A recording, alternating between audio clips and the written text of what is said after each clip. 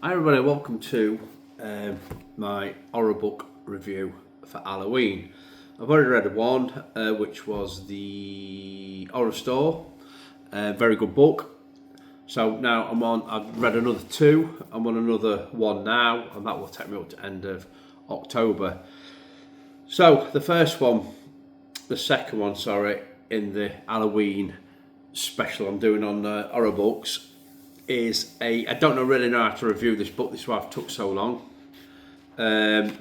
It's very hard to describe. Right, it's by Jack Ketchum, and it's The Girl Next Door. Some of you I didn't know this. I'll tell you so. So basically, the story follows the life of a boy called David. They live in a small American town, and he does typical boy things. He's by a brook, he's catching crayfish, and he sees this girl across the other side of the river he's not seen before. She comes talking, introduces herself. My name's Meg. Finds out that she's moved in next door to him with Auntie and her cousins because mum and dad, they're all in a car crash. Mum and dad got killed. Meg got escaped along with her sister as well. I can't remember her sister's name, to be quite honest. But she has got a little sister. Her little sister come off worse. She's got calipers on her legs. She does come into the story. So basically the story is about Meg and David and Ruth, which is her auntie. It starts off lovely. All the kids in the neighbourhood playing together. They upset Meg and her sister, and they're playing and all this. And then David notices that Ruth, her auntie, starts changing her attitude against Meg. Now, for instance, they're hanging the washing out, and here's this massive row going off, and Ruth swearing what she don't normally do to Meg, because she's dropped some linen on the floor in muck. And ends up hitting her, and you think, well, that's a bit odd, that is. I've got to be so careful about this book because it's not for everybody. So basically, as it going, the basic story of it is her auntie Ruth and her cousins take her captive. Basically, they lock Meg in the cellar, they tie her up, and they do all sorts to her. Terrible. Some of it, you read it and then you have to go. You have to put it down a bit and have a think about it. And if she don't accept the punishment, they punish her sister instead. And it goes on and on. It is very bad in areas. It is about kidnapping and abuse. I think that's as far as I'm going to go with it. But it is a great read. It is an actual film, which I didn't know. But when you read what went off to this poor girl in this neighbourhood, and it wasn't just the family, it was an open door, basically, to the rest of the neighbourhood. To come and, make this Meg's life hell, basically. You read the story. It took me 3 days to read it because you get hooked on it.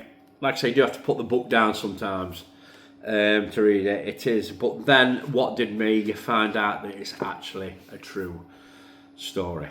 They've changed the name of the people in it. Odd little tweaks here and there, but basically it is a true story. What I got out of this book is like how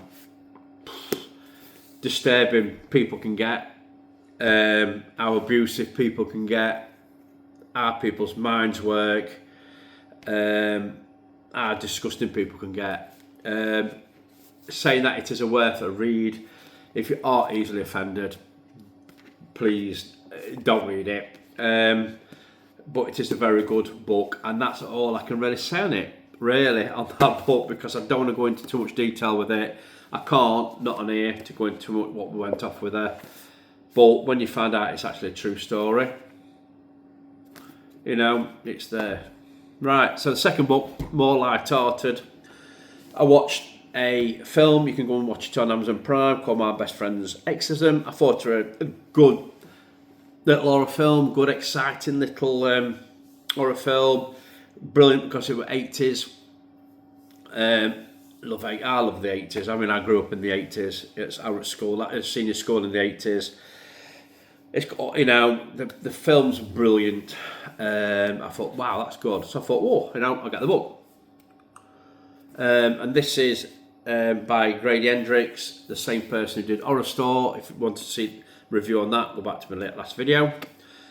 Read this book, and wow, what a book.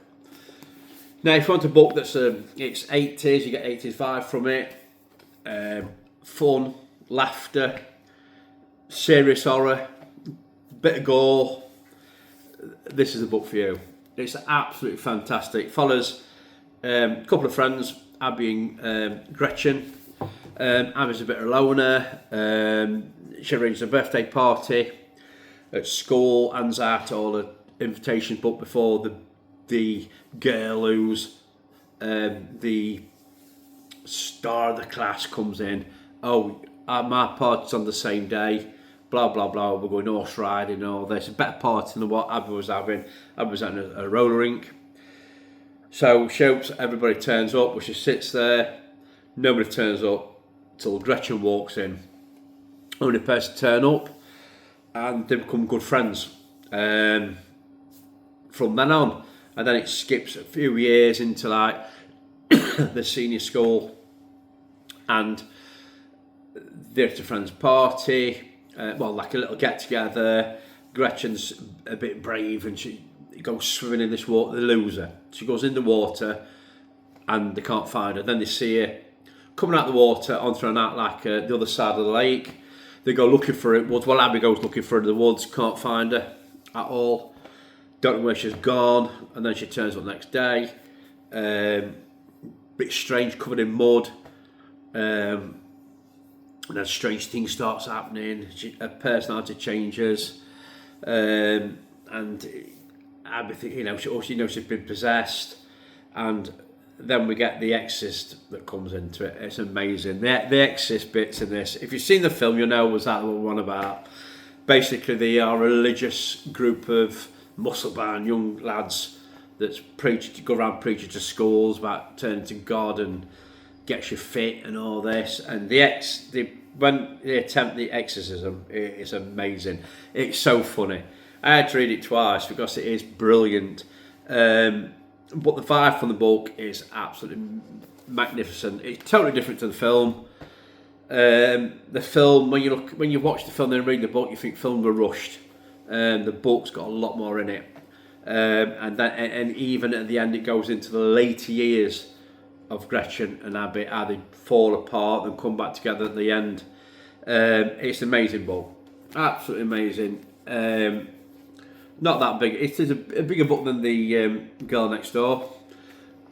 It's a great book. It goes through 80s how friends are at school, some of the stuff probably you got up to at school, and friendship. It's a lot about friendship in there as well.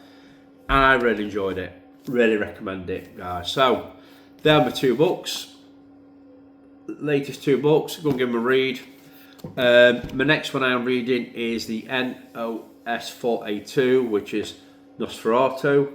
It's a Joel book that I've just started reading, about 100 pages in. Joel is actually the son of Stephen King. And this book, it's 100 pages, about 700, 800 pages long. I'm hooked. Completely hooked on this book. I will let you know how I get on with that at the end of it. So please, guys, any books, like I say, you want to recommend me to read, please do. Like I say, I'm reading this last one, this NOS 4A2, and then I will be going on to a couple of science fiction books that fits into the paranormal thing.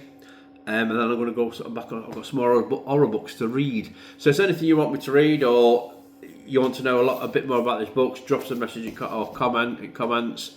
And thanks for watching, guys, and I'll see you later. Bye bye.